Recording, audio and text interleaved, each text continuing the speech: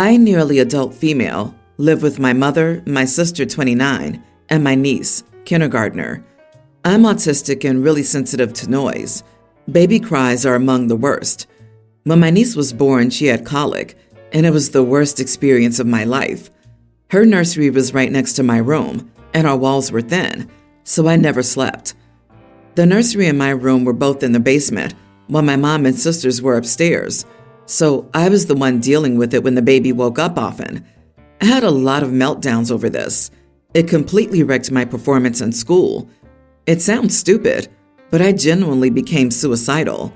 The constant noise, being expected to care for the baby when my sister couldn't, and the sleep deprivation all felt like a nightmare that would never end. The colic lasted 4 months, but even after that, I really struggled. My niece yells all the time when she's playing. Her idea of fun is just making screeching noises. As soon as she realized it upset me, she'd do it intentionally in my ear, especially on car rides, until I was sobbing. It drives me insane. If my niece is home, there's constant noise. My mother and sister are able to tune out the noise, but I can't. If I can hear something, I can't focus on anything else. To be clear, I understand that none of this is my niece's or sister's fault, and it's not anyone's responsibility other than mine. I'm just trying to paint an idea of why this is so overwhelming for me. I don't dislike kids. Living with them is just a lot for me. Yesterday, I learned that my sister is over 6 months pregnant, and they've known each other for 4 months. I noticed her stomach was larger, but my sister's pretty overweight, so I never really became suspicious until recently. They told me they planned to keep it from me as long as possible until I noticed, which terrified me. I really wish I had more time to prepare for this. I'm terrified to do this semester of school, knowing that by the end, I'll be living with a baby again. I don't expect my sister to not have another baby or anything. I just really feel hurt and betrayed that they were planning to hide it for as long as possible. I know I'm not owed this information. It just feels like a courtesy, considering we're living together. I've been considering moving to my dad's in another state, but he lives with my brother, who was abusive towards me. And it seems like an awful idea anyway, because I'm going into the last semester of my senior year of high school. I mentioned that I wish they'd told me sooner, and my sister got upset because I'm a child who doesn't need to know all of her private business. Am I the idiot? Not the idiot. Your sister needs to be the one sleeping in the basement next to the baby's room. She's the one getting pregnant. She needs to be the one dealing with said baby at night. It sounds like you were the primary person in charge of your niece during the nighttime responsibilities. Are they expecting you to do that again for the new baby? Your mom and sister clearly have no respect for you or your triggers.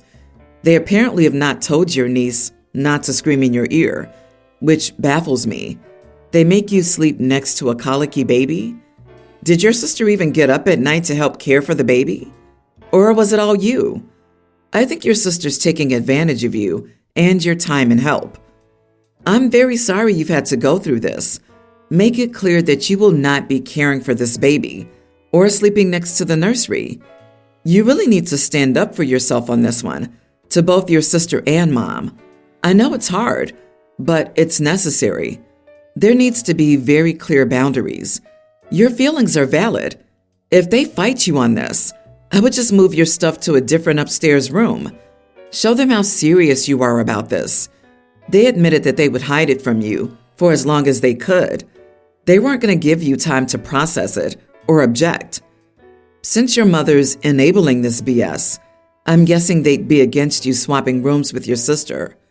Get yourself some noise-canceling headphones and tell your sister to get a baby monitor.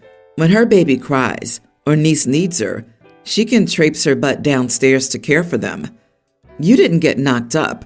You are not responsible for her children. If they threaten to kick you out for not allowing them to parentify you, respond that you'll call CPS for neglect, since the mother of the children's not taking care of them. Move out as soon as you're able. I'm so sorry you're going through this. Good luck. I, 34 male, work in a physically demanding field. My coworkers and I are all fit people without a lot of body type variety. My wife, 32, is fat. The thing is, she's always been overweight. The whole time I've known her. We dated when she was fat, got married when she was fat. She knows she's fat. She's overweight and she's beautiful. I'm happy if she loses weight, and I'm happy if she stays where she is. I think she's the most beautiful woman in the world, as is. One of my coworkers, Julia, 28 female, started complaining that she's too fat to be loved, and fat people don't get to be loved. Julia isn't fat. She's maybe 120 pounds. She works out 5 times a week and barely ever eats. I told her that wasn't true and that my wife was fat. She got red in the face and started telling me that I wasn't allowed to call my wife fat, that I was insulting her, and that my wife was beautiful and curvy. Carol doesn't like being called curvy. She thinks it's a label used to avoid calling people fat because it's a dirty word to most people. I told Julia as much. Julia started threatening to tell my wife I called her fat. She pulled up her Instagram and told me she was messaging Carol that I was being mean. I beat her to the punch and called my wife. I put her on speaker and asked if she was curvy or fat. Carol laughed and said, "I hate that curvy crap. Fat and beautiful, baby." I thanked her, told her I loved her, and hung up. As soon as I hit end, Julia went mental. She started screaming that I was abusing my wife. When I asked how, she said I was brainwashing her into accepting the term fat to try to keep her complacent and from getting away from me. That no woman in her right mind could be okay with her husband calling them fat. Now, I just walked in today to an email from HR requesting a meeting with me. I don't think it's a big deal. I have my wife's blog for fat positivity and can easily call her for proof. But now things are frigid at work, and Julia constantly gives me dirty looks when we're in the same room. She ignores me otherwise. So I'm just over here scratching my head. Am I the idiot for calling my wife fat? Are you kidding me? What could Julia possibly report to HR? Harassing your wife who doesn't work with you? What you say to your wife is no one's business. Tell Julia to stay out of your personal life.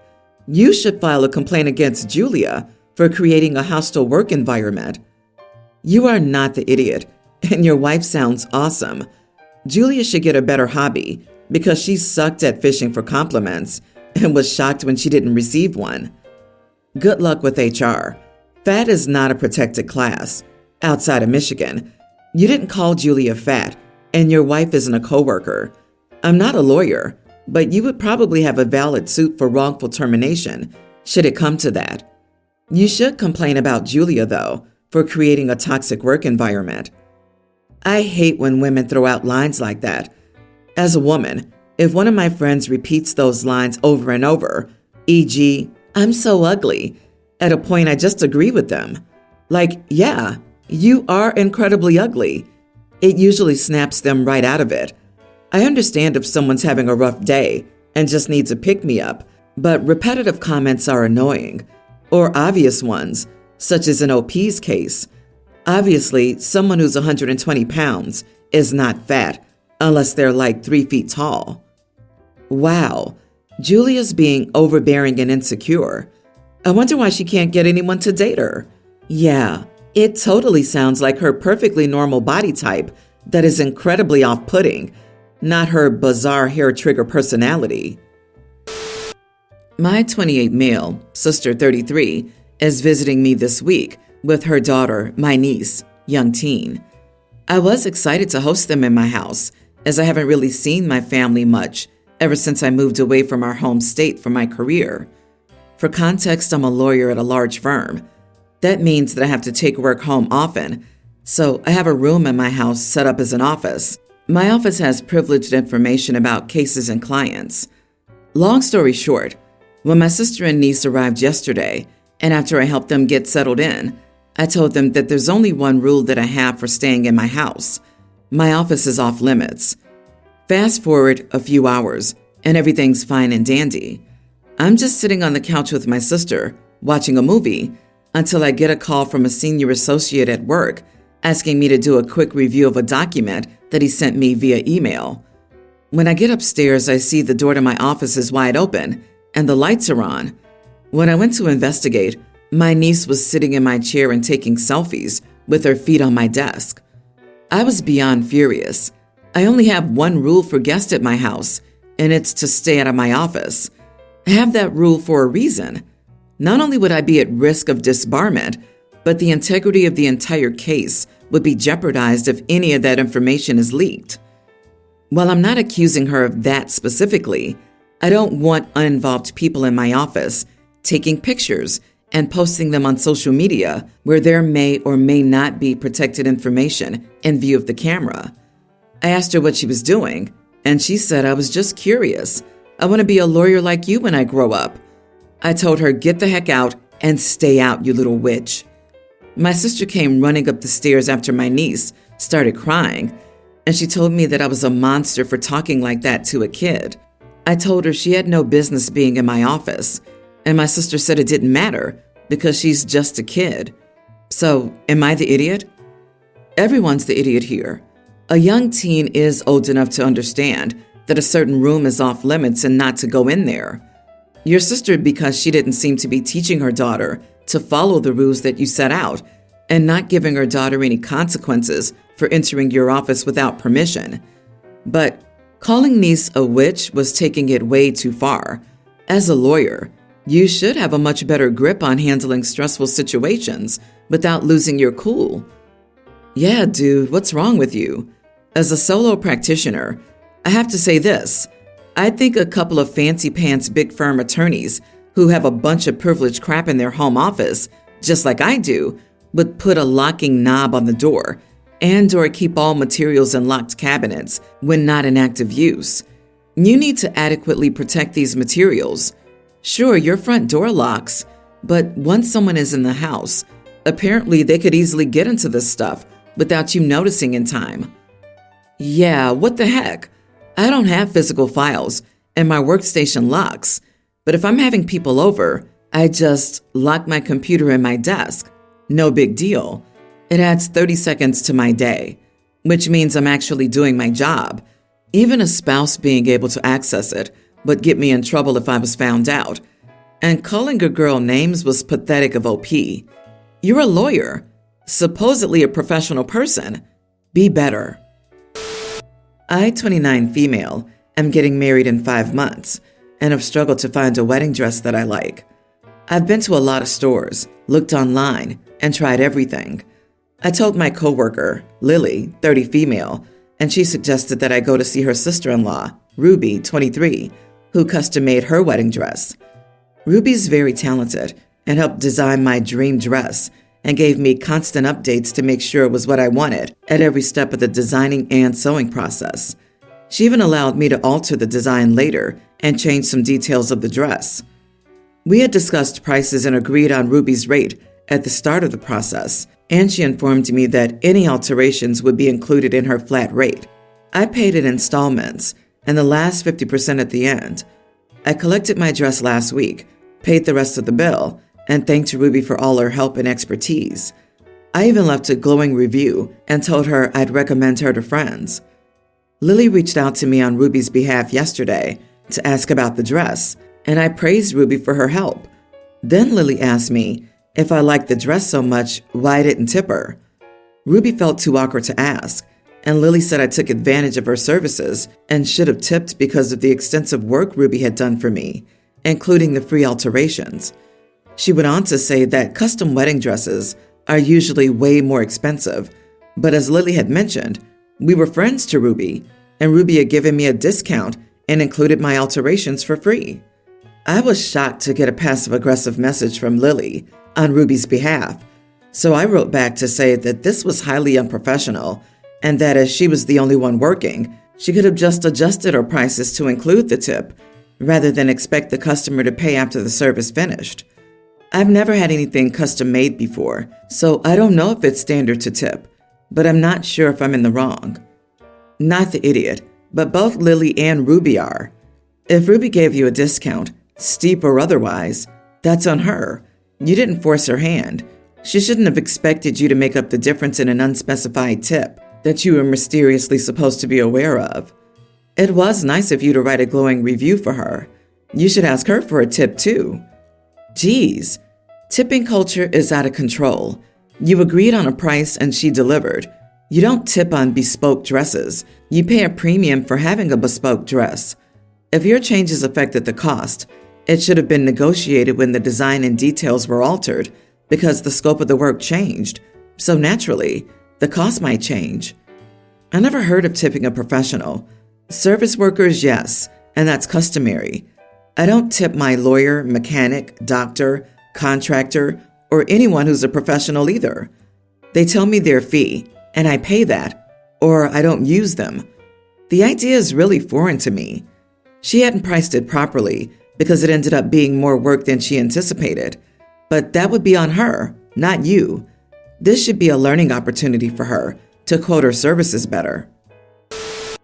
My 27 female, husband 33, and I are currently taking care of his recently orphaned niece, pre-tween, with the plan to adopt her later. Her first name is Kelly, and her middle name is Ann. Fake names, but she prefers to be called Ann, and has been that way for a few years now. She introduces herself as, "My name is Kelly Ann, but you can call me Ann."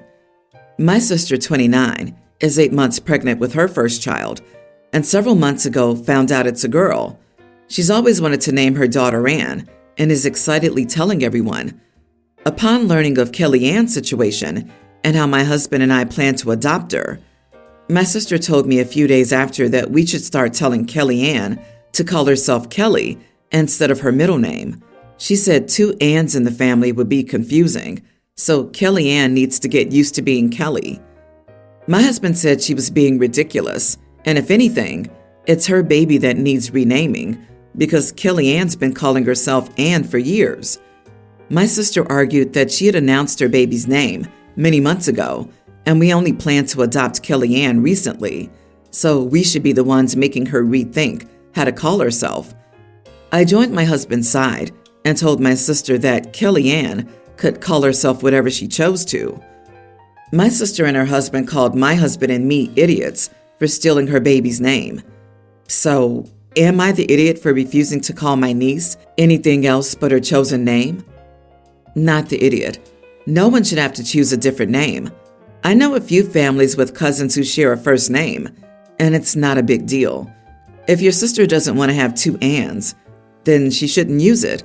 But expecting a child to adopt a different name than she's been using just because the sister has decided to use the selected name is entitled and mean, to say the least. Your sister and her husband are being absurd. There's not really any such thing as stealing a name, and Kelly Ann has been alive for far longer than their child and has been using the name for longer too. Out of curiosity, would they also expect you to change that child's name if you were to later adopt an older child into the family who came with the same name as one of their kids? Ludicrous. Exactly this. Ann has already lost so much. She shouldn't have to lose her name. Let's further traumatize Ann by forcing her to change her name for a baby that sister sees as a more legitimate family member than Ann. I mean, that's what's really going on. Sister sees herself and her baby as more human than Ann. Sister is gross and needs help.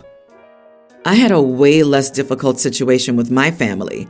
My wife and I chose names for our children way before we got pregnant.